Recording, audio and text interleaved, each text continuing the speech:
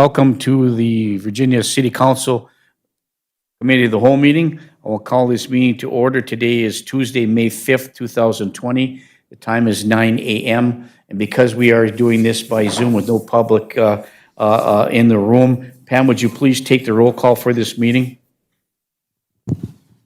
Drew, Present. Friedlieb, Here. Paulson, Here. Beyondich, Here. Johnson, Here. Baranzelli, Here. Cuffey.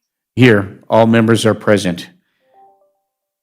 This is a committee of whole meeting. We have a fairly full agenda today. A lot of presentations by Zoom. So I'll turn the parts of this committee of the whole meeting over to our city administrator for the agenda, Britt C. Bennis. Britt? Thank you. The first item on the agenda is Dana Hiltonen from the Housing Redevelopment Authority and Dan Daggy regarding the Washington Manor capital projects, and both Dan and Dana are on the phone. Okay, thank you. Good morning. This is Dana Hiltonen over at the Virginia HRA. So I had a packet sent out to all of the counselors, or that went out, that Pam sent you, and in there you can see there is a memo about a couple outstanding projects that we've talked about. And so I'll walk through that memo, and then it also refers to some of the attachments that are in your packet. Dan Daggy from Finn Daniels is also on the phone today, because I thought that maybe you might have some specific types of questions about the work that's being proposed that you might want to ask him. So as you can see in the memo, you may remember back at the meeting in January, you instructed or asked me to go out for bids on the windowsill project, which is on the new portion of the Washington Manor. Bids were due on April 21st, and we were able to get bids from two contractors, Lindsay Enterprises and AM Construction. Both submitted bids. You'll see in your packet, attachment A, there's a memo from Dan Daggy at Finn Daniels Architects. And then in attachment B is the bid tabulation. And then C and D are the bids from Lindsay and AM. So see that the bids are pretty competitive. The low bidder will depend on what alternates the city chooses to proceed with. And Mr. Daggy's memo also outlines information regarding the alternates. So I talked to Sherry last week, and Britt, and Sherry asked that I walk through some items we're at right now with funding. So this was as of March 31st, which is year end for us. So cash and investments, the HRA account has $121,000. The city accounts specific to Washington Manor have $370,042 in it. When we look at that, that totals $491,042. And then of course you need to keep money set aside for certain types of operations and expenses out of that reserve.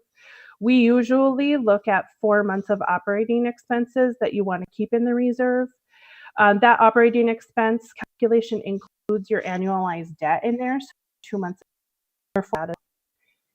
Then you can see on here, because what happens is that the HRA sends over money every month out of the operating budget you receive, and you set aside amount so that you have enough money for when your debt payment is due. So that would be $45,089, which represents your February and March annualized debt. And then of course you need to, you cannot money out of your reserves that's set aside for deposit payable. Leaves up to 77.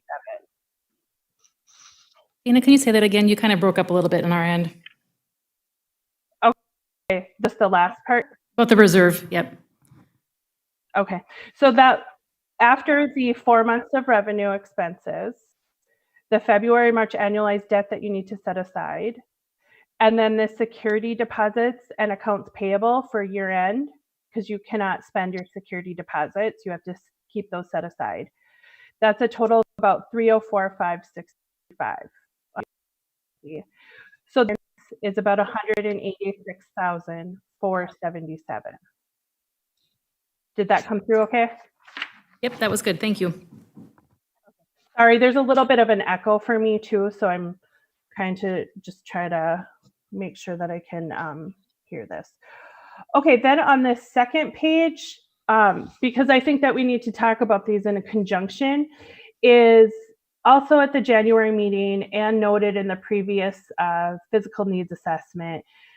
We know that there is some tuck pointing on this building. We know that, especially on the old side of the building, there's some stone, terracotta, some different things like that.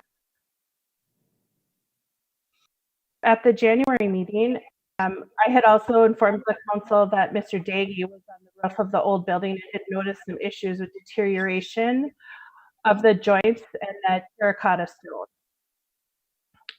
So I indicated we were going to try to kind of look at that a little bit more. This is really specialized work. It's not easy to necessarily like budget out an estimate. So Mr. Daggy worked with the restoration contractor just to obtain an estimate for budgetary reasons only, just for our discussions. So in attachment E, you can see from American Masonry, it gives you a review of the masonry needs of the building.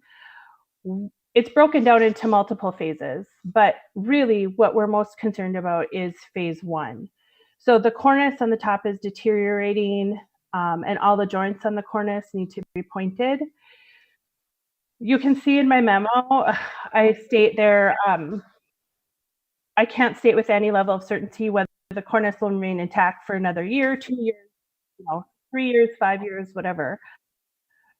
But there also, of course, is a liability to not addressing it. I'm sure you guys all know what that looks like on the top of that building. You can see in the pictures, they're pretty big stones. We wouldn't want them deteriorating to a point where they were falling. So just keep in mind, it's just provided purely for an estimated cost for budgeting purposes, but obviously there's also a hefty price tag to doing a project like that in phase 1. I mean, we're probably looking in $270,000 range after you consider contingency, AE fees, how much it might cost, those types of things. So if you move forward with the windowsill project, which I'm sure we'll be talking about, and any alternates and all of the alternates, that would only leave about $92,000 left in funds for capital improvements, plus minimal funds in the annual operating budget that can be put toward the project. So I outlined a few options. Obviously, this is your decision and where you want to go. You could spend down some of your Washington Manor reserves to a point that you didn't have 4 months of operating in your reserve fund. You obviously could subsidize the project. I realize that this is not a good time for this to be that way. Or you could wait another year to save additional funds and prioritize the project in the next year or the following. Or one thing too that Sherry and I discussed earlier or last week was you could, on hold and instruct us maybe to go back and look at any alternate ways that we could possibly finance it. And that's all I have until I guess we get questions. Okay, thank you, Odana. This is Larry Cuffey. Good morning. Good morning. Just to peel away the onion, the total project cost you're incurring, you're indicating that it's about $270,000 with everything. We have estimated funds available for improvements based on the budget and all the reserves at $186,477. So we're looking at about $90,000 or so additional, which would come out of the 4-month operating capital if we were to accept all these bids moving forward with the bids and the alternatives. Is that correct? Okay. So actually what you're looking at is you have about $186,77 altogether if you keep 4 months of operating. Right. Now, the windowsill project, if you take all the alternates, is going to cost around 90. I think it's like 95,000. 95,000 more. So if you take with all the alternates, So the question is, it's That'll 100, only lead to about $92,000. right, right. Okay, thank you, Dana. Um, uh, Before we go to the other councilors, just my perspective is that the longer you wait, the more it's going to cost. And this has been identified as an improvement. Not that we want to cut into the reserves. This is difficult times for us now. But we've done this before where we actually been at a deficit at the Washington Manor, and the purpose of getting the per-month operating expenditures and keeping the reserves is to prevent that from happening again. We're cutting into about $92,000 in order to accomplish the entire project. You know, I think that's recoverable over time. We don't know what the future is going to hold, but I just think that by waiting or piecemealing this out, it's going to cost us more money in the long run. Councilor Baraboo. Yeah, Mayor, I was just going to make a similar comment because construction costs every year keep going up, and we'd have to rebid this project again if we're going to hold it. I think we dip into those reserves and fix this. That's my personal opinion because it's only going to get more costly, and this is probably a good a time as any to do it. Yeah, thank you, Councilor Baraboo. Dana, do you have a comment? Yep, sorry. It's a little difficult for me to hear you, so I'm just trying to grasp a little bit of what is being said. But I just want to make sure that we're clear here. So we have 186,477. So if you wanted to do both projects, your gap is going to be more like $178,000. So it'll be 186,477 plus another 170,000? Well, you've got 186,477 available, and the windowsill project is going to be $95,000, $92,000, depending upon what alternates you pick. But if you pick all of them, so that's where I'm saying on the second page, if you do the windowsill project, you only have about $92,000 left to go towards the upper level stone and terracotta capital needs, unless you spend into some of your reserves and don't have 4 months available in reserves.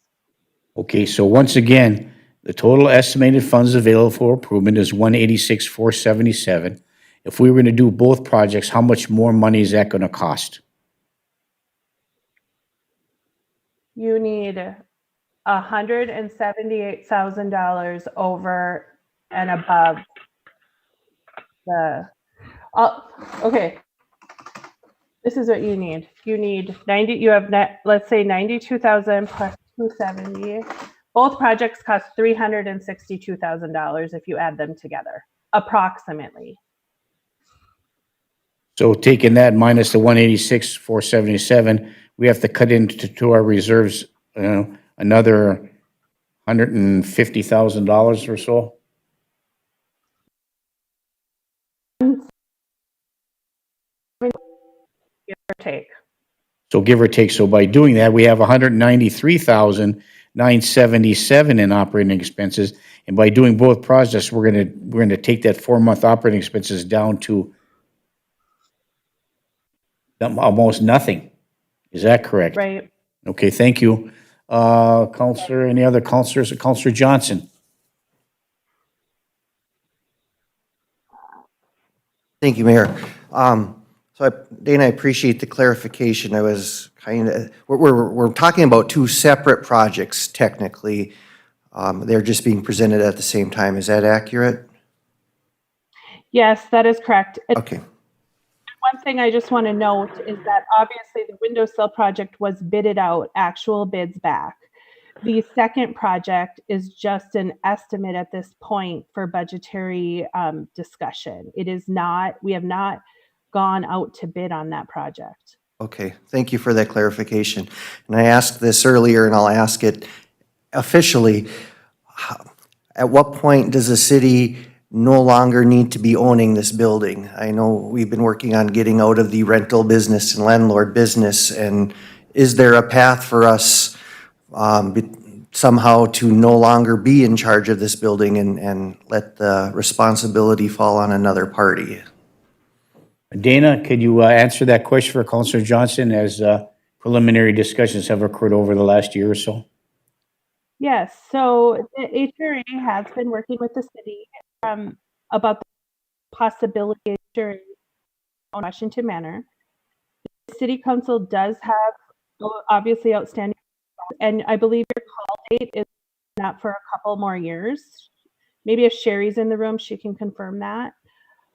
And then the other concern with the HRA at that point is that we would have to be able to reissue enough debt to be able to do a pretty large rehab on Washington Manor in order for us to take it over. But I do that the city council and HRA have agreed that that would be maybe the first option that we would want to take in partnership. And if that doesn't work, obviously the city has the ability to sell it to whoever they'd want to at that point after the call date comes up for their bonds. Hey, thank you, Dana. Do we have, what, $1.5 million left in bonds? About 1.8 million. So would the HRA have access to different funds if they were the sole owner moving forward as opposed to the funds the city gets federally or otherwise? Not necessarily because of the population that's served at Washington Manor. I mean, it's a senior market rate building. So some of the different funds that like we can access for other types of units wouldn't be able to still be out there. Okay, I guess I know we've been talking about these windowsills for a long time, and I think that fits into the budget as accordingly. Is there any creative ways we can put up not snow fencing around the perimeter to keep people away from the edge of the buildings? I mean, what do we need to do to help prevent our liabilities should one of those chunks of rock start falling? I mean, is there anything we can do as a city or as the HRA to create a safety space without it looking like a construction zone for the next 2 years? Yeah, I mean, I have some concerns about, yes, I would have concerns about putting up anything for the next couple of years that that would look like that around the perimeter. But I guess, we haven't, I'll say we haven't had anything fall down yet. But as I said too, I can't tell you when or if that would happen. I know that in talking with Dan Day, he had some clients one time where, the clients, after some bricks started falling down, then they had to install some netting and things like that to try to prevent that. But then you're spending money on those types of things too, instead of the actual capital improvement that you need to complete. So it's a toss-up. I appreciate your input, Dana, and I guess it's going to require some thought, but I think we need to move forward with the windows as we've bid that, and it is something that we've been working on for a while. And it is a separate fund. This is money that can't be used anywhere else in the city. It is specifically for Washington Manor. Is that correct? Okay. I'm getting head nods and yeses from the mayor and Brett. Yes, It's designated is. for Washington Manor. So, just to get the process moving, I'll make a motion that we, I'll ask a question first, Dana. Which of the bids do you recommend and how far do we need to go with the bids to satisfy what you think needs to be done at Washington Manor? Is your question about with the alternates? Yes. Okay, so you'll see in Mr. Dagy's bid recommendation, he outlines the alternates. I mean, of course, we bid out alternates that we believe the work needs to be done in all the alternates, but I think that that's always the case. So he outlined on the first page of his bid recommendation towards the bottom, and he's also on the phone for questions about alternates, but he encouraged acceptance for sure of alternates 1 and 2. And 3, he thinks is a pretty good idea, budget allowing, you should still go forward with that. And 4, of course, I mean, they all make sense, but those are the order that he prioritizes those alternates. Dan, are you on the phone? Do you want to say anything about the alternates? I am. Can you hear me? Yes. Okay. Okay. So I would just reiterate that that in doing the window sill project, the primary purpose is to make the building weather tight and to correct the sill problems and the caulking problems around those windows, which are all part of the base bid. When we did we took apart a window so we knew what we were getting into. We were surprised to find that they had mounted the windows with drywall screws, which can rust. And now there has been no example of the windows failing or being structurally having a problem because of it. But and this is alternate number 1, but the drywall screws can, any kind of water in there, whatever, they can rust, they can be a problem, and they're just wrong. And that work is done inside the unit, not on the exterior of the building. And the other item is the window screens, which are starting to fail in some places and look very old. And so when you do a window project and the people, you walk away and you say, hey, it's sealed. But people see, screens flapping, because they're torn or whatever. Well, what did I get out of it? So the screens are a very good idea. I grouped the 2 of those together in saying that you really should do these, as far as, because that completes all work on the inside of the building in regards to the windows. And then alternate number 3 in particular, because we don't like to take and put new sealant up against a surface that is in bad shape. And the top course of concrete for the first story windows actually abuts that concrete. And so if we didn't basically clean it up, power wash it, paint it, and then caulk over it, what would end up happening is you'd be caulking to an old and kind of chipped surface. And how well will the sealant actually hold? So you're putting good on bad and stuff.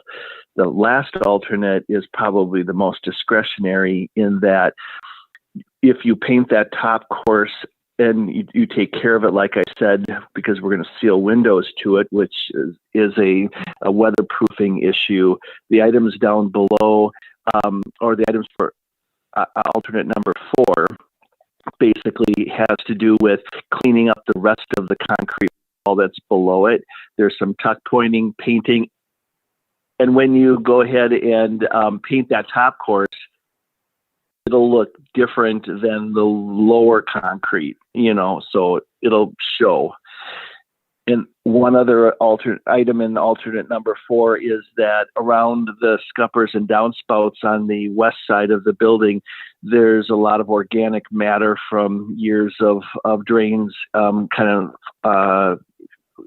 releasing and wind hitting them and beyond the brick. So we would basically be cleaning up that fungal growth and such that's on the brick and the concrete that's there.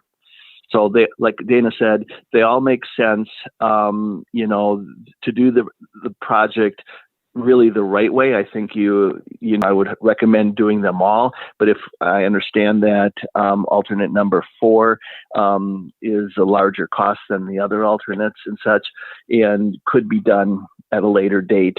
So I'll let someone else ask any questions if I wasn't clear. Okay. Please continue, Councillor Johnson. Yeah, I appreciate that clarification. Do we know who the original contractor was and why they would have put in drywall screws instead of the appropriate screws?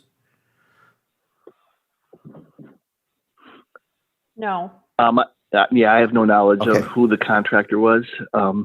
Just who the architect was. So Okay, well, I'm at this point, just like I said, to move along, I would make a motion that we award the full 95.5 to Lindsay Enterprises to do it right the first time. There's a motion on the floor by Councillor Johnson to award the bids, which includes all four alternatives, to the low bidder that's on the sheet, Lency Enterprises, in the amount of $95,500. Is there support?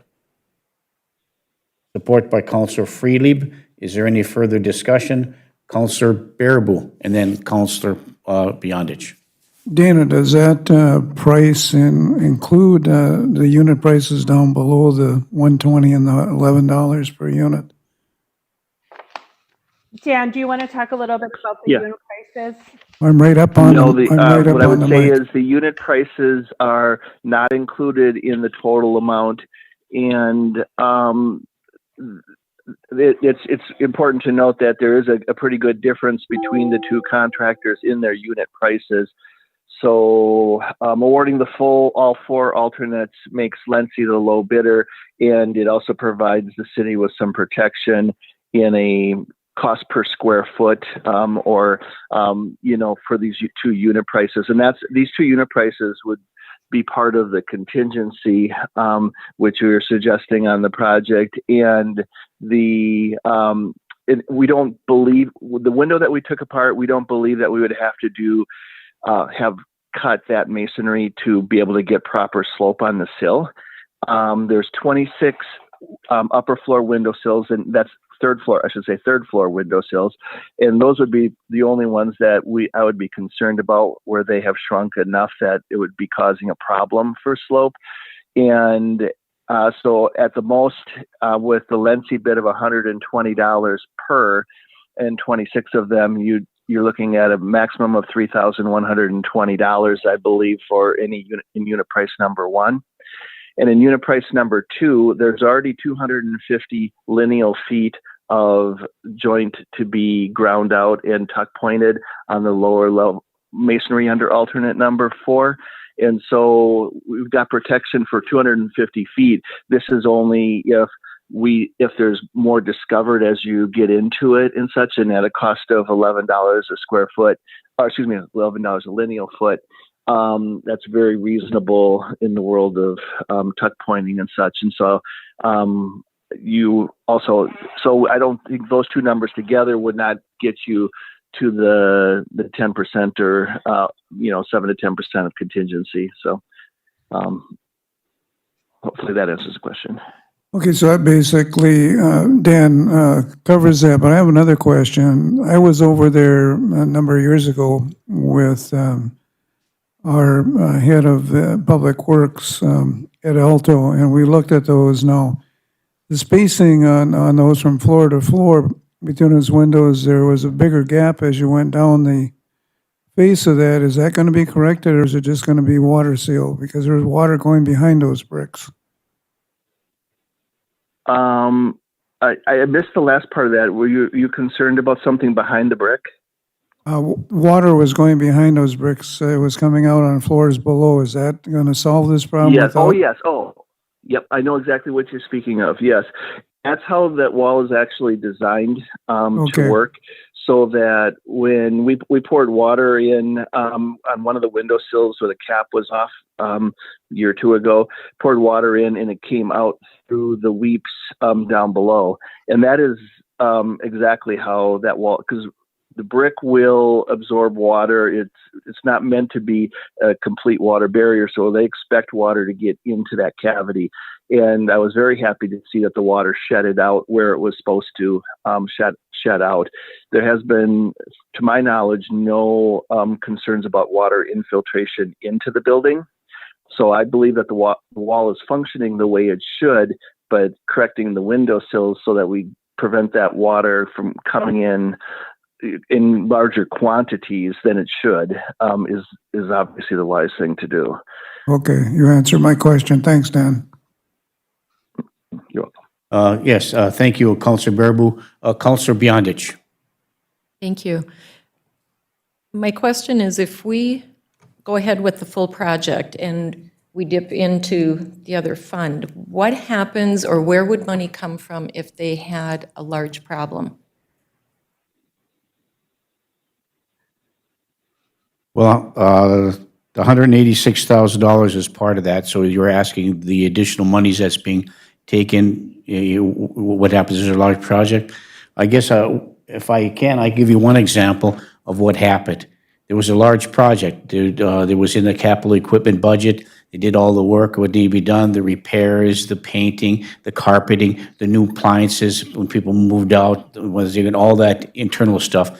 There was for a few years, in fact, several years, there wasn't enough money in the budget for a generator. And those people's health and safety were at risk because we didn't have a generator. And there wasn't enough money in the budget in which to do that. So that was left,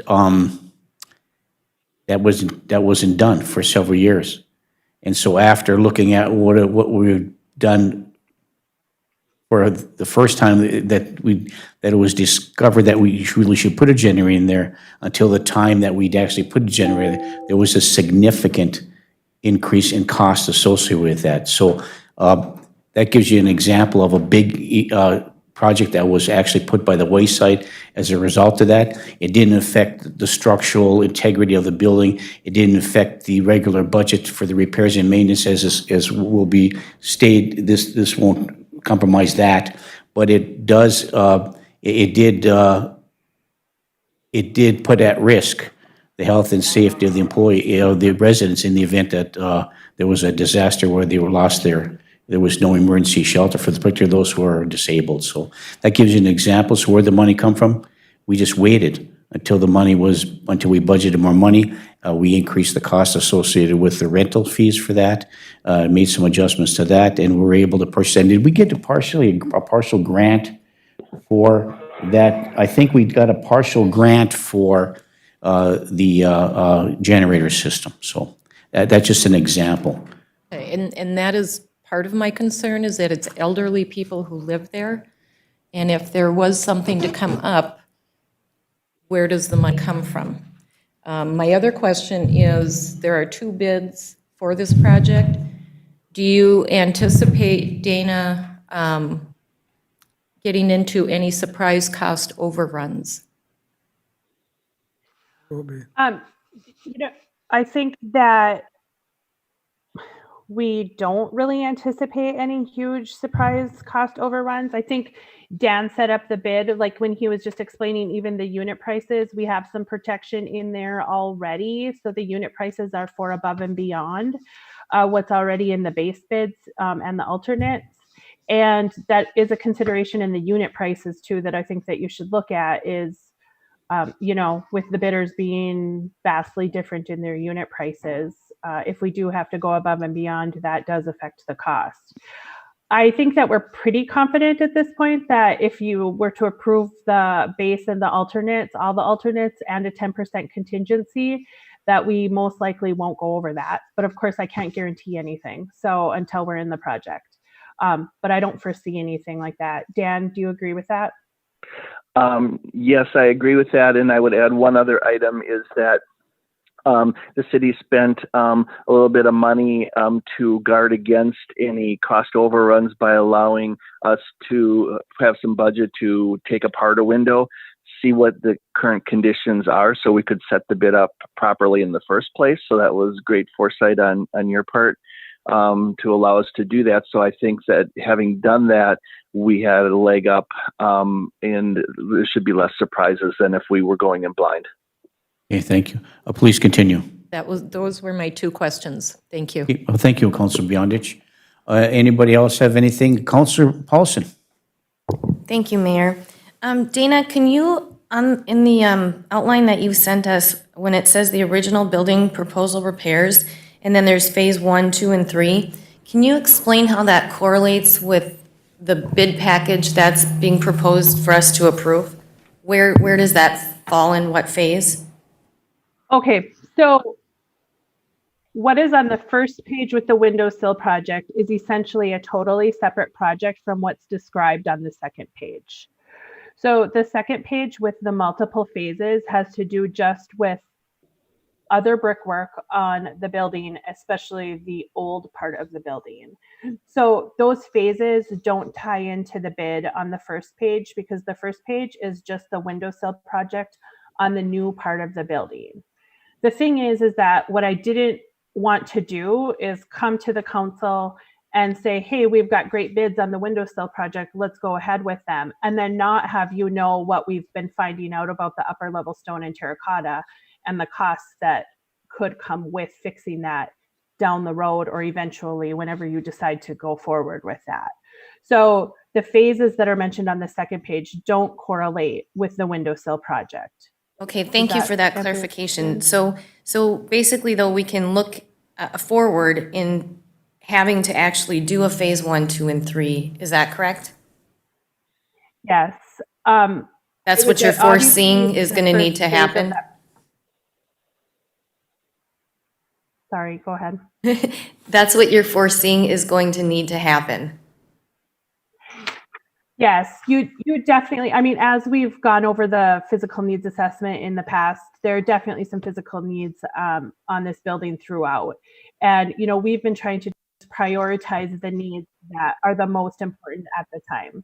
So there's definitely brickwork, terracotta work, you know, tuck pointing work that needs to be done on those buildings.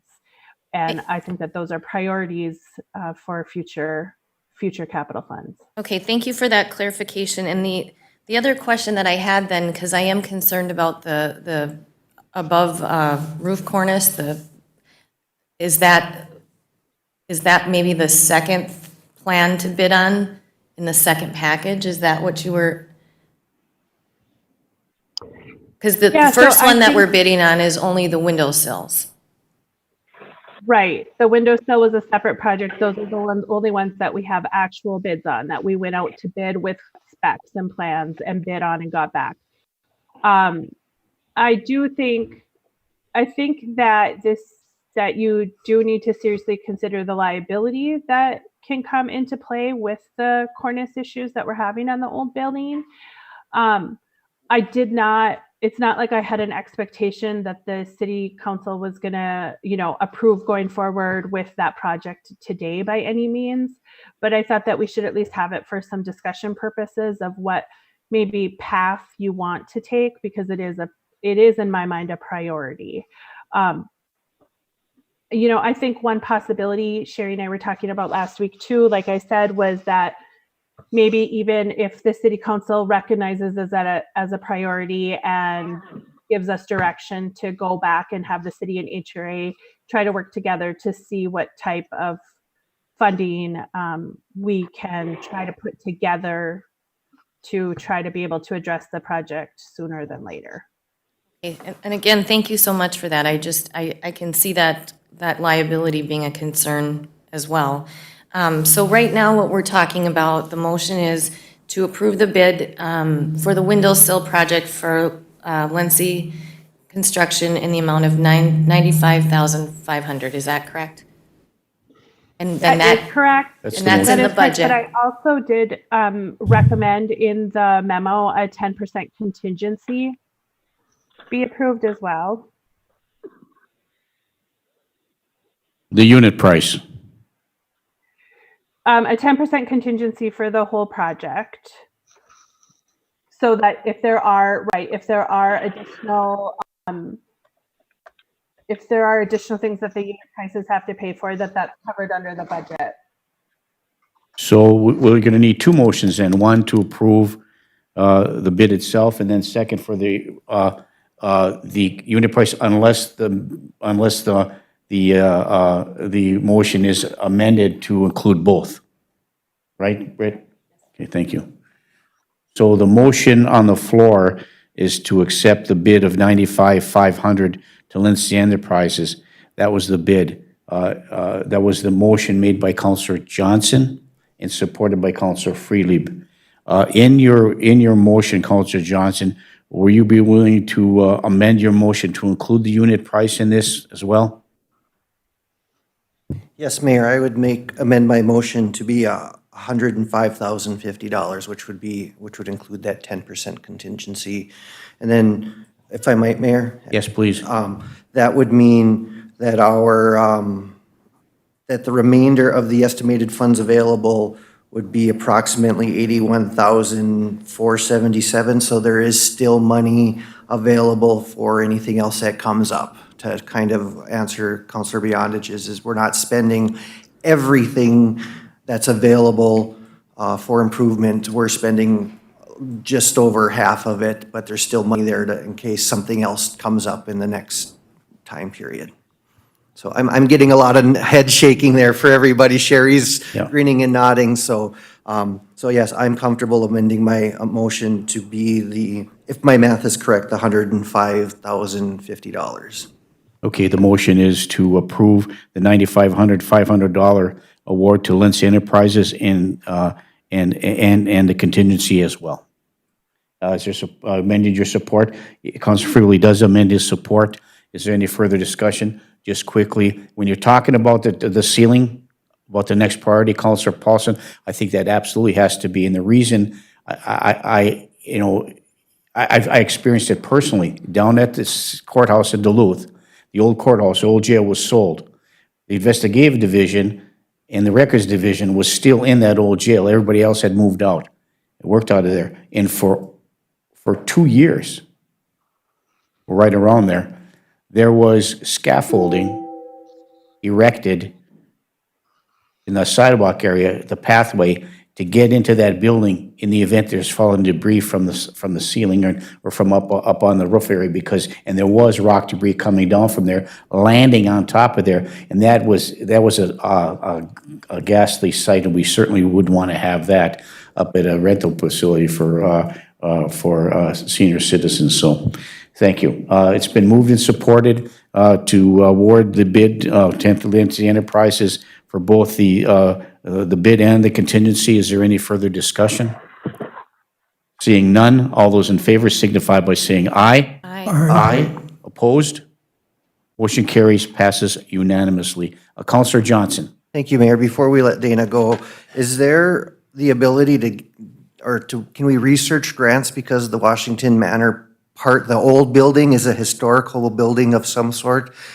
Do you know if there's available funds to restore and retain that historical building? So Britt, maybe I'm just thinking that we could probably try to work together to see if there's availability of anything for the city, whether it be historical or any other types of resources that the city might be able to access for work like that on the old building. Yes, of course. Do we need to make that official? Not yet. We'll Okay. have a specific resolution for whatever grant might be. So we'll bring that forward once we find something. Perfect. Thank you very Yes, definitely willing to much. work with you, Dana. Okay, thank you, Councilor Johnson. Any further questions for Dana or Dan from the council? Seeing none, Dana or Dan, do you have any further comments? It was moved and supported to award the bid to Lindsay for both the work and the contingency. Nope, I just want to thank the council, and we'll start issuing the contracts on this right away. Almost all the work is outside work, so we think that we'll be able to move forward and still work on this project, even though COVID is going on. So we'll get working on that, and then I guess just one other thing that I want to tell the council too. Not that this makes everybody feel a ton better, I'm sure, because of the work that needs to still be done, but we just did finish our year end, and I just want you to know too, revenues did come in better than we projected. Our expenses came in lower than we projected. So right now our operating budget has been very stable, and it was really quite stable again this last year. So we're hoping for the same thing this year. And so I just thought I would let you know that as well. A ray of hope. Okay, thank you, Dana, and thank you, Dan. Thank you. Thank you. All right, have a good day, stay safe. Hey, thank you, next item. Bye now. Okay, The next item on the agenda is Lauren Johnson from CTC regarding an information proposal that we had sought for an upgrade to our phone system and our internet service. And I know Lauren is on the phone. I'll just kind of give a recap. We actually reached out to CTC to talk about our internet service. We currently have internet through CompuDyne, and we're looking for a new provider. And in speaking with Lauren, she mentioned that they also do phone service and that we might realize even greater savings for a better internet connection and a new phone system and still save prices. So I'll turn it over to Lauren if you have any questions. morning, Lauren. Good morning. How is everyone doing today? We're doing well, thank you. Good, good. Well, I appreciate you allowing me to join this morning. And I've got kind of everything in front of me, and I understand that Britt's provided all members with the information, the proposal, and kind of the layout of what we're proposing to put in place. And so just real quickly, I wanted to, I know in conversations with Britt and some other members of the city, we've been able to tell just a quick story of kind of how CTC kind of came into this picture, who CTC is, and if I could just have maybe just a few moments just to kind of provide you with a little bit more information to better understand who we are and how we kind of came in contact with this, I would appreciate that. Yeah, please do. Yeah, so CTC, we're out of the Brainerd-Baxter area. We are a cooperative that was founded by a group of farmers over 70 years ago with the intent to bring phone and internet services to rural communities within our service area. And then fast forward, through school district partnerships, through city partnerships, we have a fiber ring that goes down to the 511 building in Minneapolis. And then it actually comes all the way back up to Northeast Service Cooperative, serving over 1,100 miles of fiber via the Northeast Service Cooperative Partnership and over 50,000 members. So we've got a really good grasp on being the direct service provider. And this was a unique opportunity that we had to have these conversations with Britt based on that relationship with Northeast Service Cooperative. So service provider out of that central Minnesota region, and then through this partnership with Northeast Service Cooperative, we utilize their fiber infrastructure to deploy our services. So we're a direct service provider. So that's kind of in a quick little elevator speech of who we are and how we came in contact with Britt. Okay, thank you. Let's go to the council then, Lauren, and we'll kind of pick away at this a little bit. Councilor Baraboo? Lauren, can you hear me okay? I can, yes. Okay. My question is, when we did the original deal with Northeast Cooperative Service, we put a whole ton of money into the process and a contract and stuff for services. Now, have you talked with Northeast Service Cooperative to make sure there's no conflicts with what you're doing, or are you direct partners with Northeast Cooperative Services? Because I don't want to jeopardize. We put in, I don't remember, over $300,000 at an upfront cost for these upgraded services. So what is your perspective, and where are you with Northeast Cooperative Services? Yep. So we actually reviewed all of the contracts that Northeast Service Cooperative has with the city directly with John Lofen. And so what we're proposing to do is currently the city just renewed their agreement with NESC for the transport for the year of 2020. And so you'll see I'm not sure if you've got the breakdown or the side by side, but you'll see that CTC would actually assume those costs and reimburse the city. So there's no conflict. We're basically just kind of doing a shift of how you're utilizing that infrastructure.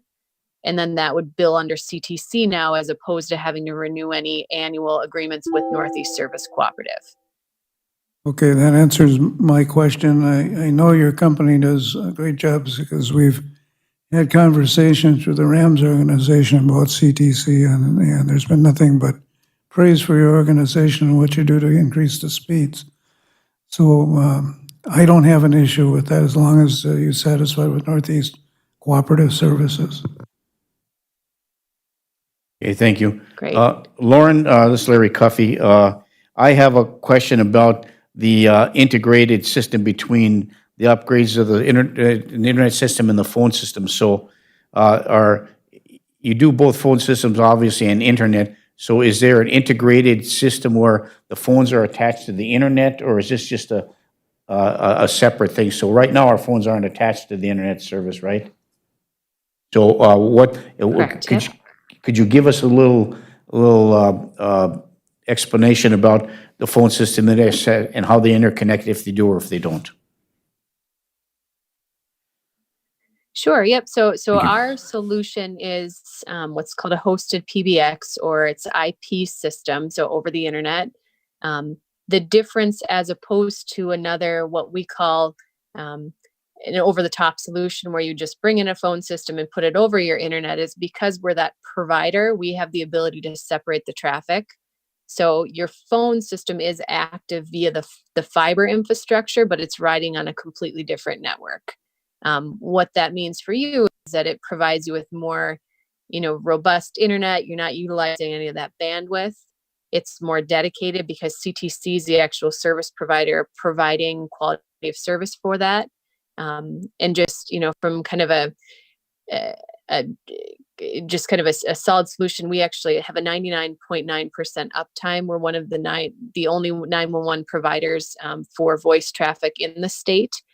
And so when we put in our hosted solution for hospitals, school districts, government entities, we have to have that solid 99.9% up. And so it's something that we know works, and we have the ability to really manage that quality of service because, again, we're that service provider. Thank you, Lauren. Councillor Johnson. Thank you, Mayor. Hi, Lauren. I think we met at a business after hours several months ago at Giants Ridge. Yes. Okay, yep, that's what I thought. Yes. So, couple of questions. Will we still have a backup if the fiber gets cut? That seems to happen randomly up here in northern Minnesota. Will we still have a hardwire or a way to get calls in and out of City Hall at least? Yes. Yep. So we actually, in talking with Chris and Debbie on your team, I understand they managed a lot of phone traffic. From a voice perspective, we have the ability to utilize an application that would basically mimic the phone system. If in the event something happened where the voice traffic went out, we can kind of put in place what we call a 911 plan, where we basically just physically switch the voice traffic from the handsets to cell phones. Okay. And so in most cases, our voice team will actually set that up ahead of time, so prior to conversion. So in the event that happened, we've got kind of a plan of action in place. How we're kind of crafting this network would be everything initially would be coming out of the City Hall, but because we have what are called ONTs at all the city locations, we have the ability to quickly reroute traffic in the event that something at City Hall was cut. And so it's really kind of utilizing that infrastructure and our equipment to best manage that traffic when everything's going great. And then in the event that there's an outage, we can reroute things pretty quickly. Okay, thank you. I appreciate that. So it's almost redundancy within our own network. That's good to hear. The other thing, not related to the service, but obviously we're building a new facility in the miners. Would you be part of that? And then I would request that we get some kind of phone service in this room. that there'd be the ability to actually phone into the council chambers or call out within. So I think it's a good idea. I think as we're upgrading everything, I think this is helping us to continue better service to our citizens. Thank you, Councillor Johnson. Anybody else have any questions for Lauren? This is an informational. Go ahead. I have a question for Lauren. Great, Lauren's taking great. the phone. In your proposed, you have the current services and proposed CTC services, and it explains the monthly savings are $360.31 per month. You did not include the service solutions Yes. bill in that, correct? Correct. Okay, so if we were to, because your system has the same capability that we pay for service solutions, if we choose to terminate the contract with service solutions, there's an additional savings per month that we would realize. You're correct. Yes. Very good. Thank you, Britt. Okay. So Britt, this is and Lauren, this is an informational proposal at this point in time, or is this something that is being requested by staff to move forward with this, realizing that there's some administrative issues and maneuvering around and navigating through the changeover, et cetera. But the bottom line is we're saving money by going to this product, which is an upgrade from what we have and expandable capability and all those things. So, Britt, I would ask your recommendation moving forward. Absolutely. As I mentioned, I reached out to CTC strictly for internet because, as you've seen in this council chamber, every time we get somebody on with a video, the whole thing crashes. and that's because we only are using 100 megs of internet for the whole building. We have the capability to get up to 1 gig, so I started reaching out to other entities and asking what would it cost for internet to help us utilize our service that we have. How I got to CTC was through that discussion. And then talking with CTC, they said, well, and I've known this for a while, our phone server is really old. It's an analog system, almost a DOS-based system, and it needs to be replaced. Computen's been telling me that for 4 years. I've been kind of hanging on. So in discussion with Lauren, I said, well, we really do need a new phone system as well. And she came back and said, you're going to save much more money if you replace your phone and your internet at the same time through this system, and you'll have a better service and a better speed for your internet. So then my question to you, Britt, is that after looking at other contracts, is this a contract fee-for-service Be a basis? contract for 5 years. And it does not require a bid process moving forward. This is a contract fee-for-service. services, right. And based on your research through staff, you've reached out to other companies, and being this as a fee-for-service under contract, this is a 5-year contract with CTC Solutions. Your recommendation is for us to consider a motion to move on this? Yes, and I'd like Lauren, if you can help me, Lauren, point out, we'll be running fiber to the Tennis for All building, the wastewater treatment plant, and also the senior center, is that correct? Yeah, one more. So this includes providing new fiber infrastructure to, yes, Tennis for All, Olcott Park, Senior Center, and the wastewater treatment plant. Okay, thank you. Councillor Baraboo? Yeah, so is this, do we have new fiber to the new proposed Miners Memorial Complex? We do, okay, so that's not a problem then. I Okay, have made Lauren aware that this project is coming, and I think they contacted you, Lauren, am I correct? About the new miners? I'm sorry, you cut out. That's okay. They contacted you about the new miners building? Did they talk to you guys about that? Yes. okay. Mayor, with that, I'll make a motion that we have the administrative staff put together a resolution for this CTC contract proposal for the council meeting, next council meeting. Okay, moved by Councillor Baraboo. Is there support? Support by Councillor Barnzelli. Is there any further discussion? Councillor Paulson? Thank you, Mayor, and thank you so much for giving us that presentation. I think my only concern at this point is going back and looking through what services, who provided, whether it was CompuDyne or what the relationship is with Northeast Co-op. Before I would vote yes, I'd like to maybe get that information. My microphone does that every time. I would like to get that information broken down before I am comfortable signing up for a 5-year contract. Okay, thank you. Britt or Lauren, could you, is there a way we can answer that verbally and then provide documentation? I think for Councillor Paulson, is that what you're asking for? Looking at the comparison between what we're paying now? I'd like to see actual documentation of where, like, what the phone lines are, who's running those, CompuDyne. I just can't all of a sudden just say, here's what we're gonna do without doing a comparison. Okay, can we, We'll have it for the meeting. we have a motion on the floor to move and support it, to move forward with this for the next council meeting. Between now and the next council meeting on Tuesday, we'll have the opportunity to provide the documentation that Councillor Paulson is requesting for further consideration. Is that acceptable to you, Councillor Paulson? Yes, but at this time, I can't support it until I see that documentation. Okay, very good, thank you. Okay, it's been moved and supported. Is there any further discussion? Councillor Baraboo? Well, we've terminated most of our stuff with CompuDyne already because of expense and lack of good service. And I can tell you right now, Rams has been working with this particular company for all kinds of broadband and everything across 7 counties that they're a part of. So I don't have a problem with it, but I think we need to do this. That's my personal opinion. I was here when we put the other system in, and it's antiquated, and it was antiquated when we hooked up to it with Northeast Cooperative Services. So that's just my opinion. Yeah, and this is just moving out of committee for consideration for a final vote. We're just pushing this from the committee whole meeting, bring it to the city council for a vote. In order to vote, every council needs to have the opportunity to review all documents with respect to that. So if this passes, it'll move to the city council. with the provision of those documentation that Councilor Paulson is asking for.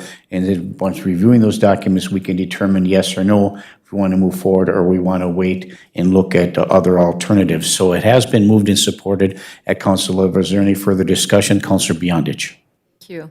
And yes, I would also like to see that sooner rather than later, so we have a chance to go through it and look at it before the council meeting. Thank you. Okay, thank you, Councilor Beyondich. Okay, is there any further discussion? Hearing none. All those in favor signify by saying aye. Aye. Aye. Opposed? No. Roll call, please, Pam. Roll call, please, Pam. Okay. I speak loud. Baraboo, Aye. Friedlieb, Aye. Paulson, No. Beyondich, Yes. Johnson, Yes.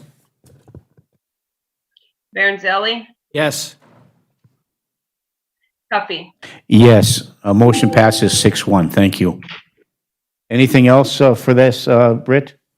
Lauren, any other questions, comments before we move on to the next item on the agenda? It has been moved and supported at this committee level to move it to the city council for final approval and review for a vote with additional documentation due presented by staff prior to that council meeting to all councilors. I just again appreciate the time this morning, and Britt will be in contact over the next couple of days. And can provide any additional information needed. So thank you again for your time, and we look forward to the opportunity of being your technology partner. Well, thank you, Lauren, very much. Hang on, Lauren, are you still on the line? I am, yes. So one moment, Councilor Johnson has a comment and a question. Councilor Johnson. Thank you, Mayor. How will this impact our broadcastability for these council meetings? I've had a few concerns that when we're broadcasting, that's fuzzy, the pictures are fuzzy. Is this going to help with that at all, or is that a separate issue? It could be a separate issue, but it can only help. I mean, imagine we have a bandwidth of this and we're going to go to a bandwidth of this. So from a quarter to a volleyball kind of Correct, thing? correct. Okay. It's going to make a big difference when we go from 100 megs to 1 gig. Okay, thank you. Thank you, Councilor Johnson. Okay, once again, Lauren, thank you so much. Appreciate it. Rest of your day. Thank you, you too. Thank you. Yep. All right. Bye-bye.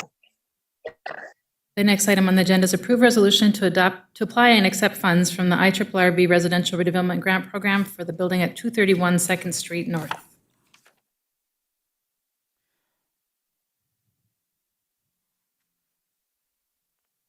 Councilor Baraboo. Yeah, that's straightforward. I shall move the resolution to apply for the application, accept funds from the IRRB for the residential development, redevelopment grant program. Moved by Councilor Baraboo. Is there support? Support by Councilor Beyondich. Is there any further discussion? Councilor Barnzelli. Thank you, Mayor. Britt, once we get the IRRB funding, will that be gone down this summer? Probably this fall, In the fall, eh? Yeah. Yeah. winter. He's still taking stuff out of there. We had a picture of it on our email last week. Yes. Oh, can't wait for that to go down. Thank you. Thank you. Okay, thank you, Councilor Baraboo. I think we all share your same sentiments. Is it moved and supported? Is there any further discussion? Seeing none, all those in favor signify by saying aye. Aye. Aye. Opposed? Motion carries. Next item on the agenda is approve a resolution to apply and accept funds from the IRRB Residential Redevelopment Grant Program for the building at 407 4th Street South. I'll move the resolution. Moved by Councilor Paulson. Is there support? Support by Councilor Beyondich. Is there any further discussion? Seeing none, all those in favor signify by saying aye. Aye. Opposed? Motion carries. Thank you. Next item on the agenda is the request to approve the sale of city property located at 1007 7th Avenue North, which is parcel code 090-01200-0250. The city has the lot. We had tore the house down. 2 years later, nobody stepped forward to purchase the lot. We had sent a letter right after the house was torn down to each property owner on both sides and asked if either one of them were interested. And this time, the gentleman on one side of him came forward and said, you know what, I want the property. He is the adjacent neighbor. He lives at 1005 North 7th Avenue. And he is requesting it for the $300. And just to clarify, this is not a buildable lot. It is not a buildable lot. Thank you. I will move the purchase of the property as proposed. Moved by Counselor Johnson to approve the sale of the property, 1007 6th Avenue North. Is there support? I'll support, just to remind everybody, this is just the first reading. Yeah, support by Counselor Bearable. And as a reminder, this is just the first reading for this. Thank you. Okay, moved and supported. Is there any further discussion? Hearing none, all those in favor signify by saying aye. Aye. Aye. Opposed? Motion carries. Thank you. The next item on the agenda is the review proposed cooperative construction agreement for Highway 53 construction project between City of Virginia and City of Mountain Iron. Could you give us a little synopsis, please, of that? Pam, jump in if I'm going wrong, but I believe this is for the intersection of Trunk Highway North 53 and 13th Street South. Yes, it is. We actually own the stoplights. And Mountain Iron pays us annually for the electricity for them. Okay. And so, cut to the chase, what's the cost to the city? $3,726.47. And the cost of Mountain Iron is $1,200. $1,242.16. Very good, thank you.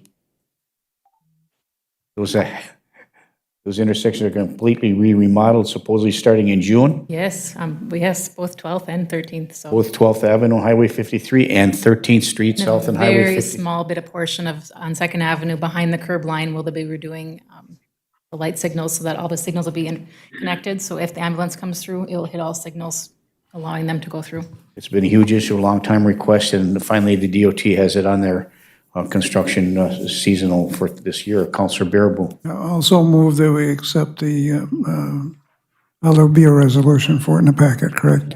Okay, I'll move for the resolution at the council meeting on this project. Okay, thank you. It's been moved. Is there support? Support by Counselor Bornzelli. Further discussion? One quick question. With this money, can we use state aid money for this? Yes, I think we can. I believe we can. Yes, Thank you I very will much. get that answer for sure. There was a little bit of discrepancy. At first, the state said, yes, you can. Then they forgot to include us in the plans, so then we couldn't. And then I believe the state has asked for special consideration on it and did get permission to allow us to use the state funds, but I will verify that with Matt Reed. That was my understanding. If you would clarify that for us, so They'll we know where definitely the do funds that. come. Thank you very much. Okay, moved and supported. Further discussion, Counselor Johnson? So my follow-up then would be it's $3,700, but where's it going to come from if that's not, State aid, if it's not not state stated? aid. It would come out of the street improvement budget underneath Bill Hennis's. Okay, We don't have any other projects planned for this year, gearing up for the 2021 street project, so we won't be doing any state aid streets this year. okay. But I'm like I told the mayor, I'm recollecting that the MnDOT realized they forgot it in the plans, they realized they messed up and got the special consideration get for that us. in writing? And I thank them for, yes, I did get it in writing, and I thank them for that, for All right, finding thank that you. special consideration. Yes, Yeah, thank you. And in talking to District 1 Engineering over there, that, yeah, it would be in writing. Thank you, Counselor Johnson. Moved and supported. Any further discussion? Seeing none, all those in favor signify by saying aye. Aye. Aye. Opposed? Motion carries. Thank you. The next item on the agenda is a review of the proposed increase to garbage tipping fees. It's not a great discussion, but it's a necessary discussion. I threw that little comment out there. So. Mayor, I'm going to. Yes, Counselor Bearable. After reviewing this, I'm going to make a motion that we raise the rates on this project for the 5 different rates to the $5 increase. We need this money. Right now, tipping fees are becoming very exorbitant right now because people are just throwing recyclables, everything else into the dumpsters.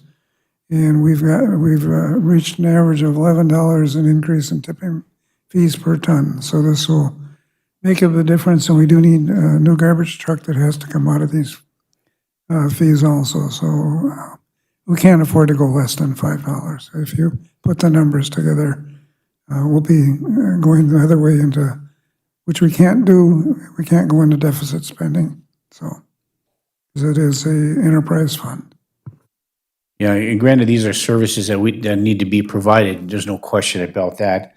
But what's frustrating to me, we have unfunded mandates from another government agency that requires us to raise our rates at no fault of our own. So whether we have less tipping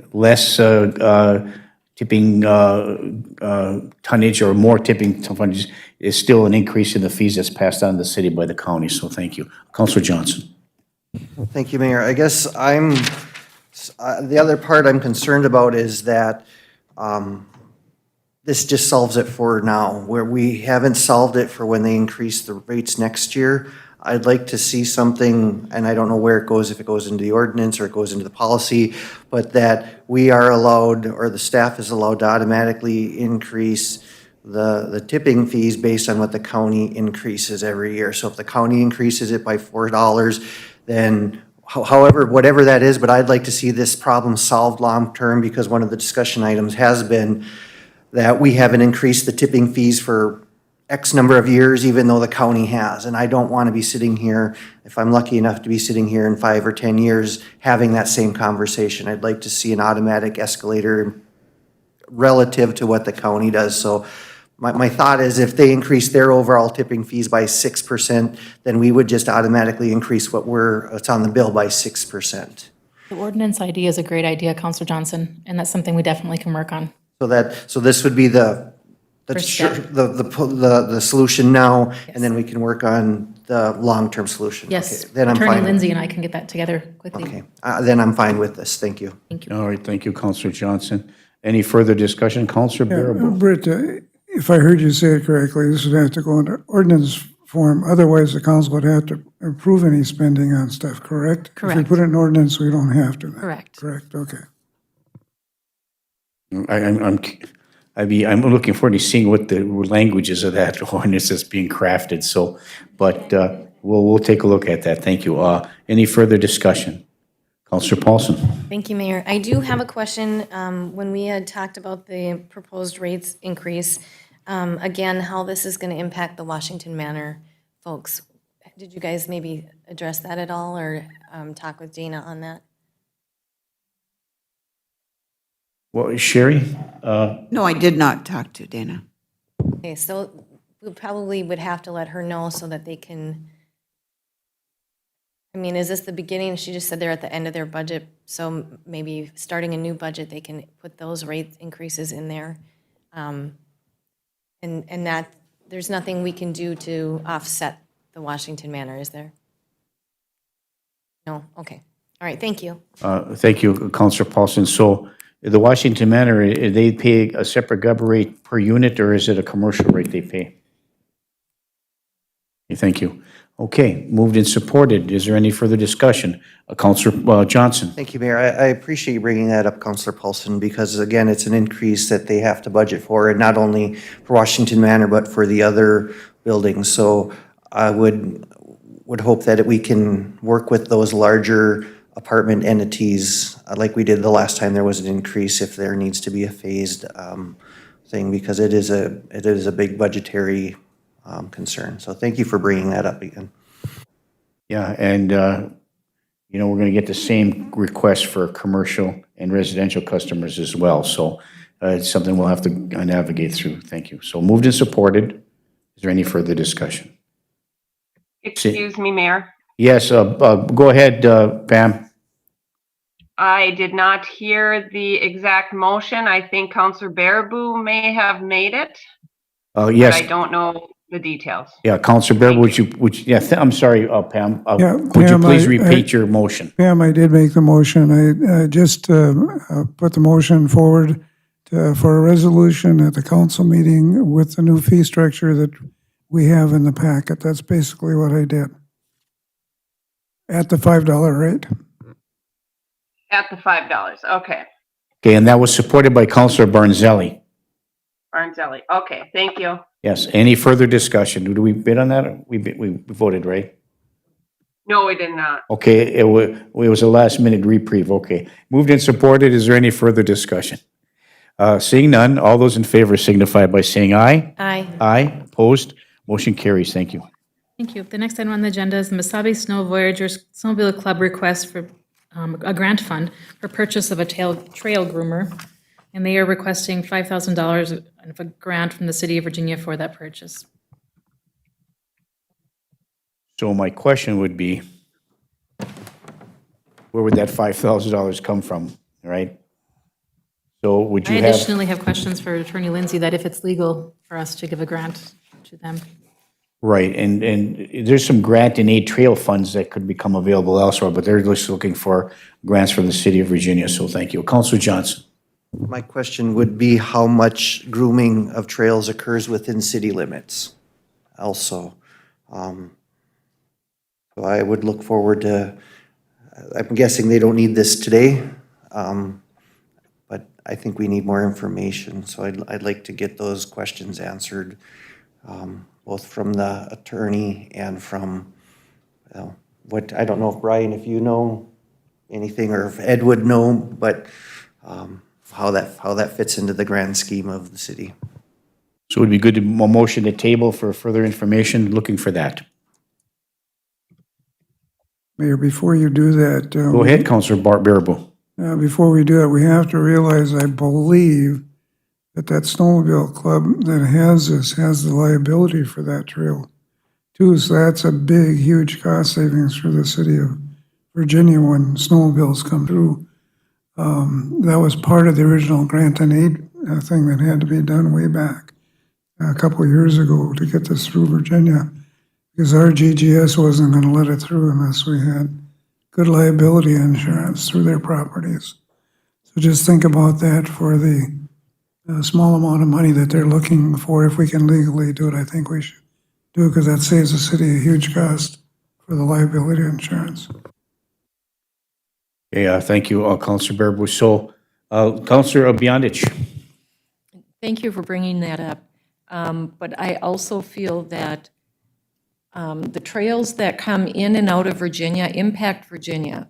If you ever go past the hotel up on North Side, it is packed with people who come to town to ride their snowmobiles in and around here. They use our restaurants, they shop. They do spend money in Virginia. So I would be anxious to see legally how we could do this, or at least help them, because it is an impact, and we have to start thinking more on how different things impact our cities and our towns. And by bringing trails together and having them accessible to all of our small areas, all of our towns benefit from these trails. So I would be open to helping or seeking out where funds could come from. If they can't be done through the city, if we could help them secure funding. And I do think this is a time-sensitive thing. So with more information and legally what the city can do, I would be interested in hearing about that. Thank you. One thought, Britt, might be the Virginia Foundation. Councilor Baraboo. I'm sorry, I didn't see your light, Steve. The Virginia Foundation asked them, because this directly impacts Virginia. Good idea.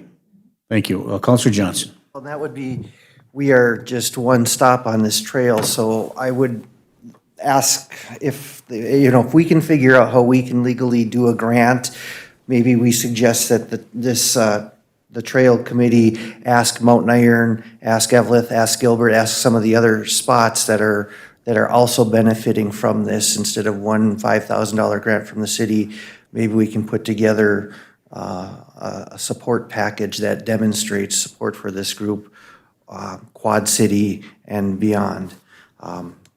I think that's, the other part of this is we were having a discussion last week about saving every penny and looking, so I think we need to be mindful of that balance also and see where we would be taking that money from, and is there a budget? Parks and Rec Director is here. Does he have money that, because this is a park and rec thing, maybe there's money there. So those are the questions I would want answered once we get closer to making this reality. So I guess I think the prudent thing to do, I think, Britt, and with the from the council, is to call upon Councilor Paulson. Councilor Paulson. Thank you, Mayor. Yeah. My question would be, where would the Iron Range Tourism Bureau come in on this? Because I think that would be, I know they have funds set aside for exactly this type of thing. So, I mean, I would encourage the Iron Range Trail Committee to maybe apply. I might have to move spots because it does that every time. For that $5,000. I mean, I'm not opposed. I agree. I think the trail is important. But right now, I just don't know where we would find it in our budget. So maybe if there's a possibility of connecting with the Iron Range Tourism Bureau to see if they have any funding available for some specific need like that, I would recommend that we maybe either direct them or direct our city staff to make a phone call on their behalf. Yeah, and I think the request is for us to provide the $5,000, and by, all these suggestions have been made by councilors about how we move forward with this is important to give us some direction for our city staff to work with the trail committee to try to find a way in which to come up with this $5,000 and brainstorm about that and find every opportunity that we have, and then come back to the council later on with some recommendations and some more information about maybe this funding can come from some other source. So by tabling this gives them the opportunity to do that. Councilor Beyondich. you. And I do appreciate even bringing this up and knowing that the city is in this financial situation now. But within the last 5 minutes, we came up with some really good ideas. And I think that's something that we need to keep working on, is it's not all having to come from one pot, that maybe with all of us working together, we can find other avenues for them to secure that money. I know they've struggled with where to go, how to do it. They did come to the foundation, and Rudy did talk to them. So I think the more input we get from other people to help them secure this, I think it's an important project, and not that legally the city can even do it, and I know we are strapped for money, but I think the more brains we can get working on this to help them make this possible would be a good thing. Thank you. Thank you. And in their letter, it says that, it's going to be used for packing and first pass grooming, and the trail frees up to support blah, blah, blah. But it'll be used to groom the Virginia Spur Trail, which is the interconnect for commerce and economic vitality for our restaurants and bars and other retail shops.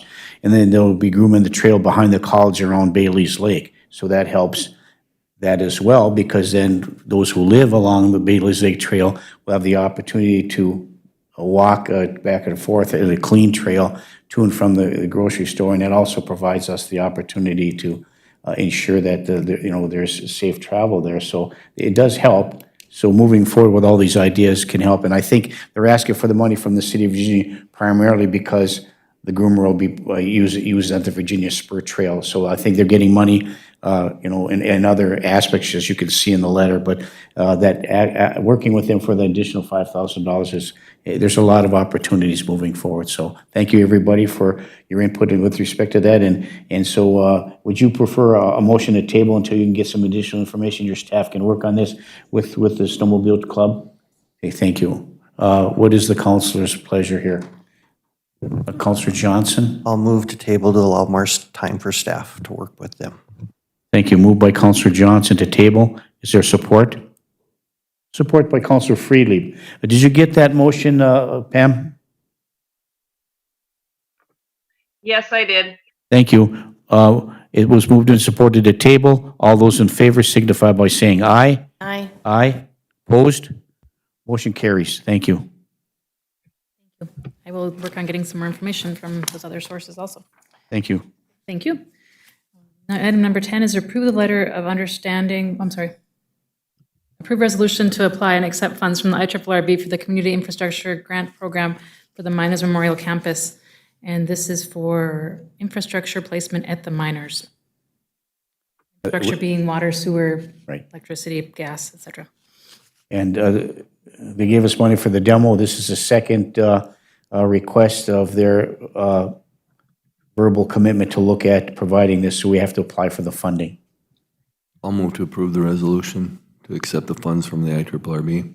Moved by Councilor Freely to to approve the resolution to apply and accept funds from the IRRB for the Community Infrastructure Grant Program for the Miners Memorial Campus. Is there support? I'll support, Mayor. Support by Counselor Johnson. Is there any further discussion? Did you get that motion, Pam?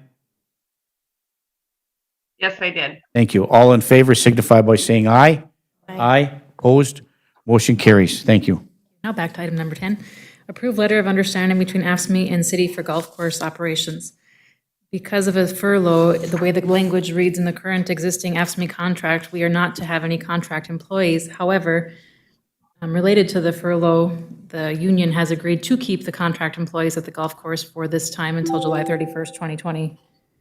Hopefully the city's in a better situation at that time. Thank you.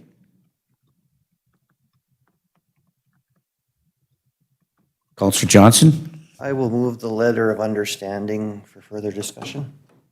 Moved by Counselor Johnson. Is there support? Support. Support by Counselor Paulson. Is there any further discussion? Counselor Johnson? Thank you, Mayor. So this has been worked out with the union, and they're on board and appreciate it, and Yeah, they were very grateful, actually, that we were willing to talk about it. okay, great. Then I think we move forward with this as those folks that are working at the golf course know the golf course well, and there would be a learning curve also moving forward. Yeah. Okay, thank you. Thank you. So it's been moved and supported. Is there any further discussion? Real quickly, this is for the maintenance of the course, you know, the greens and all that kind of stuff, but it doesn't, you know, this is not an agreement for the workforce that's being done within the golf course. And I think I want to, you know, I don't want to convolute this any further, but Brian, could you please come forward? And I know that this is going to impact the golf league, which isn't going to, it's not going to have a first half golf league, which you know, was an expense that, you know, is revenue that we're losing, and they're not going to start till July 7th, is my understanding in an email I received late last night. And then the fact that Mr. Fingeroos is as a one-person operation in the golf course clubhouse, because hiring additional staff to work closely with one another is in violation of the social distancing thing. Is that correct? Yes. This agreement will allow the golf course to continue to operate just as it has in the previous years. Steve can hire in the staff that he needs, both for grounds maintenance and also in the clubhouse. That clarifies things for me, Brian. Thank you very much. Okay, moved and supported. Further discussion, Councillor Baraboo. Brian, where did this decision for July 7th come from for the golf league? They can still do social distancing. Other courses around the state are doing opening up for those venues. I have a big problem losing money where we could be making money, and I don't think we as a council made that decision. I mean, it didn't come from the governor. No, the men's club made that decision. Yes, the men's Not us. league made that decision on their own. Okay, but I think they could flip it to more than just one day and go 2 days or something, so they would have proper social distancing. Did they discuss that at all, Brian? Yes.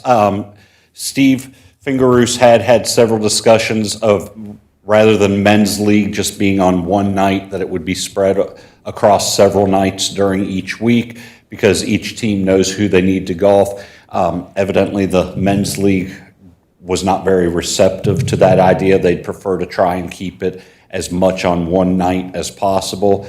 So this is a decision that league is making on their own. Okay.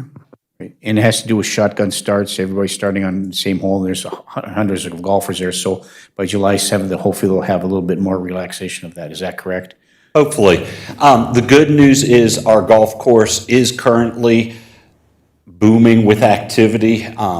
If you call up there to request a tee time for today, you will sadly be told that we probably do not have any tee times today, and they will be asking you what day you would like a couple of days out. We also have several people that are already booking tee times for the month of June. Just because we have decreased the number of tee times that we have a lot of people that are wanting to make sure that I like to go golfing on Tuesdays, so I'm going to go ahead and reserve my tee time for Tuesday for the next couple of weeks. Okay, thank you, Brian, very much. I just thought that it should be discussed a little bit and given a little more information to the general public, you know, because it's going to be in the newspaper and people are going to say, why is the city doing this? The city isn't doing this. This is a decision made by the Virginia Men's Golf Club. That's correct, and they believe that this is the best decision for their league. Very good. Thank you, Brian, very much. Is there any further discussion? Councilor Johnson? Brian, since you're here, are there any, I know absolutely nothing about golf except it's a little annoying white ball. Are there any discussions with other leagues? Is there a women's league or any mixed league? Are there other leagues that are doing different plans? There is a women's league. I do not know exactly where they stand at this point, but we have a men's league and a women's league. And then is there any anticipation? I know there's lessons that occur occasionally up there. Any prospect on what that's going to look like?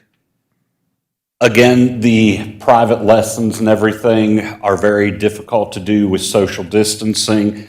So that would be up to Mr. Fingerroos to figure that out, especially as he is the one who benefits the most from the private lessons. Also, we are looking at different ways to potentially open our driving range. Right now, the driving range is closed due to the fact of how our driving range is set up. Yes, we can promote social distancing on the driving range. Unfortunately, we dip our hands into a bucket of balls, fill up a bucket, hand it to you. You go out with the balls that we just touched to the driving range. You hit them, somebody else picks them up, brings them back into the shop. We do not have enough balls to set up at this point to operate the driving range and provide for the appropriate sterilization of all of those balls. We're trying to figure out how to most effectively do that and not negatively impact the budget.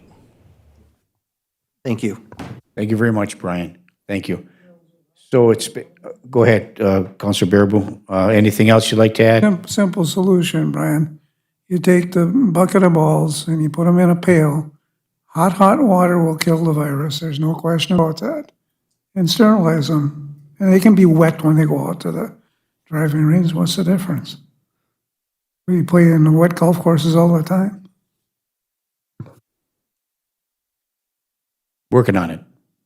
Thank you, Brian. Pam, did you get the motion?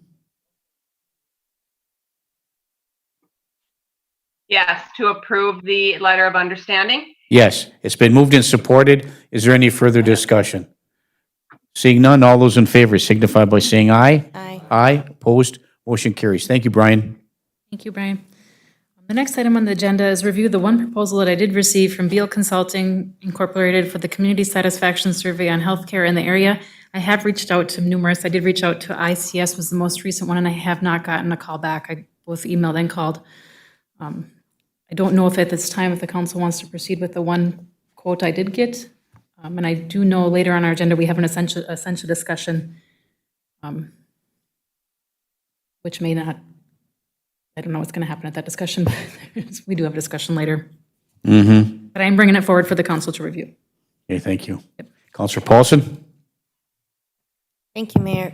And thank you so much, Britt, for following through and at least trying to see if we could find a partner. Thank you for the contacts, too. I know you provided me with a couple of contacts, and it was grateful. Thank you. I just feel like maybe at this time it's a premature action, especially now that we're going to go back into conversation. So I would say maybe put this aside until we have a discussion and then see if we need to go forward with it. Is that vague? No. So what, should we just let it go, or do you want a tabling motion, Britt? Maybe a tabling motion, just so that I can let Ms. Beal know what is going on. Okay, thank you. Patiently waiting. She had submitted it first originally quite back in late last year, so we can give her some kind of something. Okay, so I'll move to table. Councilor Berbo moves to table. Is there support? I'll support. Support by Councilor Paulson. Did you get that motion to move to table, Pam? Yes, I did, Mayor. Thank you. And just on another note, if everyone could remember to kind of talk a little louder and into your mics, please. I know it's getting long here and everyone's probably getting tired, and so you kind of forget to do that. Thank you. Okay, thank you, Pam. We'll try to speak as loud enough so you could hear. Keep that in mind. I appreciate the note as well. So is there any further discussion? Has been moved and supported to table? I'm sorry, no discussion. All those in favor signify by saying aye. Aye. Aye, opposed, motion carries.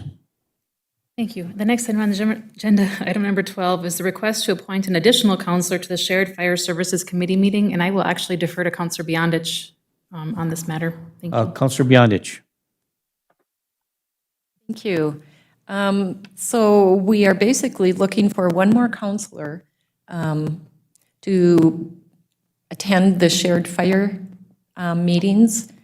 So if anybody is interested in joining us to move forward with all of this, we just felt it would be important to have one more person involved in the process to see what we are doing and when we come back to the council with information.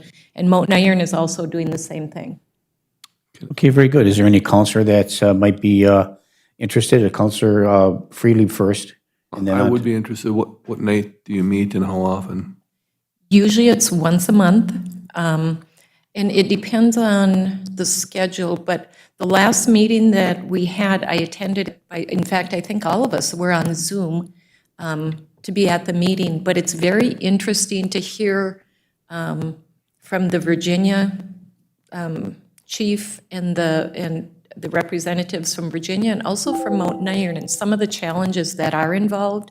But it's been a great process, and I enjoy going to them, and they're very informational, even though I listen to the firefighters talk, and sometimes I just have to sit back. But I think it's a good thing to have people involved in how the process is working. And Mayor? Yes, I'm sorry, Counselor Freely. So do you feel they're progressing, the conversations are progressing, stagnated, or where are you at with I that? think they're progressing, and I think that's where we're at the point we need another counselor, just because when we do bring it to the councils, there's a lot to discuss. Yes. So more people helping discuss why the committee felt this way or is doing what they're doing is the reason why we would need more council participation. I guess I'd be interested, just I'm peripherally involved with the Mount Iron community in other capacities, so I would be interested.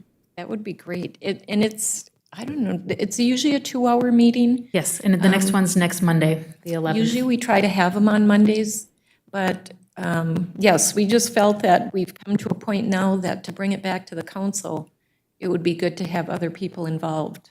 So a lot of work has been done. We've progressed very well in the process. So it's just another person joining us. So thank you. Okay, thank you.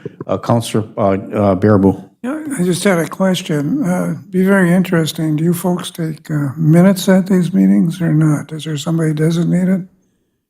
Can we get copies of those? I know Rams has started to send out minutes to everybody, and I think that's been beneficial, but Yeah, we I'd like actually. to see what's going on. I wasn't going to volunteer, but Meeting summary that we get from just a John. summary Yep. is fine. John Ehret prepares it for us along with the agenda for the next meeting, so I will get those all together from the last meetings and send those out to everybody. That would be very interesting. I would be interested in that. Thank you very much. And I think it's important because I know time and time again, council has indicated that the rest of the council hasn't been informed and in their secret meetings or whatever the comments have been made, that it's prudent for us to have as much information as possible. For me, because of my background, I'm fortunate to have that knowledge or have been educated about that, so I don't really need to see them. I know exactly what you're doing, but it behooves for everybody to have that opportunity to get, show what the progress is moving forward, so thank you. Counselor Johnson. I would move that we appoint Counselor Friedlieb to be the second person on that committee. Okay, it's been moved by Counselor Johnson to appoint as a volunteer member of the Shared Services, Fire Services discussions. Motion by Counselor Johnson to appoint Counselor Freelieb. Is there support? Support by Counselor Baraboo. Did you get that motion, Pam? Yes, I did, Mayor. Thank you. Any further discussion? Hearing none, we now anoint and appoint Counselor Gary Freely for the Shared Service Fire as the second counselor for that meeting. Thank you. All in favor signify by saying aye. Aye. Again? Aye. Opposed? Motion carries. Thank you, Counselor Freely, for volunteering. I'll get you the information too, Gary, that we're working on right now. Counselor Beyondich has another comment. Thank you, Gary, for volunteering to be on that, and we appreciate it. And it will be nice to have another set of ears to hear what we're going forward with. So thank you. Okay. Thank you. Okay.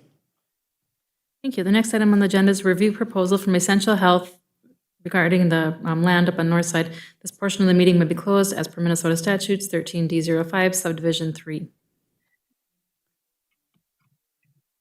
That's the same thing, request to purchase city-owned property on 4th Street North, and it's also may be closed due to land negotiations, Minnesota statute 13D05 subdivision 3. So both these items would be in a closed session. So we all received a email from a concerned citizen who I'm sure many of you, some of you have already had conversation with about the fact that these are secret meetings and we're having private contract negotiations, which isn't true. They're not contract negotiations. They're sale negotiations for the acquisition of the hospital. So I would like publicly for us to give the public and that particular individual, because I told her we would, the reasons that we want this meeting closed and why we should have it closed, or if we want to keep it open, can we do that? So could we refer to our city attorney to give us his perspective? Brian, are you on the line? I am, Mayor. Thank you, Brian. We're talking about the recommendations based upon closing this meeting or keeping it open. Right. And so I think to address that issue, Mayor, the city has the option. And obviously, the open meeting law creates this exception because there's some value when you're negotiating for the sale or purchase of real estate to kind of keep your position confidential until such time as a deal has been reached. It benefits the city to keep a little bit of confidence in the positions that it takes, simply to promote a negotiation that may result in a better and final position for the city. Again, it is the city's option whether to have it open, but my personal opinion is if we open these types of discussions where we're formulating or contemplating whether to accept different offers or giving up information related to our positions, it may compromise our ability to have the most successful result we can in the negotiations. Thank you very much, Brian. We have a counselor. Counselor Johnson has a question or comment. Yes, thank you, Mayor. For myself at this point, with this Ascension negotiation, I think we've already publicly laid out what our position is. I guess I don't know that I feel strongly that we do need to be in a closed session for this, but I understand if we're being provided with sensitive information from Essentia, I would want to respect that also. So, right at this point with this process, I have no problem staying in open session, but I would defer to the majority of the council. Okay, well, we're at the point right now where we're going to review the proposal. So the question is, do we open or close? So I'm looking for a motion from the council one way or the other. Well, my comment is I'm going to base my recommendation on what our city attorney is recommending is in our best interest moving forward. I think once we come to an agreement, if we do so one way or the other, we'll be able to disseminate this information to the public then for comment and final decision, and we'll have to do that publicly anyway. So comments, questions, motions by the council? Mayor, I'll make a motion that we close the hearing pertaining to the Essentia Health portion of the meeting based on the Minnesota statute that allows us to do that. Support. Okay. Moved by Councilor Baraboo and supported by Councilor Freely to close the the council meeting for proposal discussions with Essentia Health. Is there any further discussion? Hearing none, all those in favor signify by saying aye. Aye. Aye, opposed? Motion carries. Thank you. We will now close the meeting. Pam, we are closing the meeting by motion, and Brian, we are now in closed session. Pam and Brian, I will call you both with my cell phone in just a second. That's okay? Okay. Yes. Who seconded that motion, Mayor? A motion by Councilor Freelieb. A motion by, Mayor. hang on a second here. Now, were you reporting at council, what's going on here now? Right, motion, right. Motion by Council, Baraboo, seconded by Freelieb. Councilor Freelieb. Freely. Motion by Councilor Baraboo, supported by Councilor Freelieb.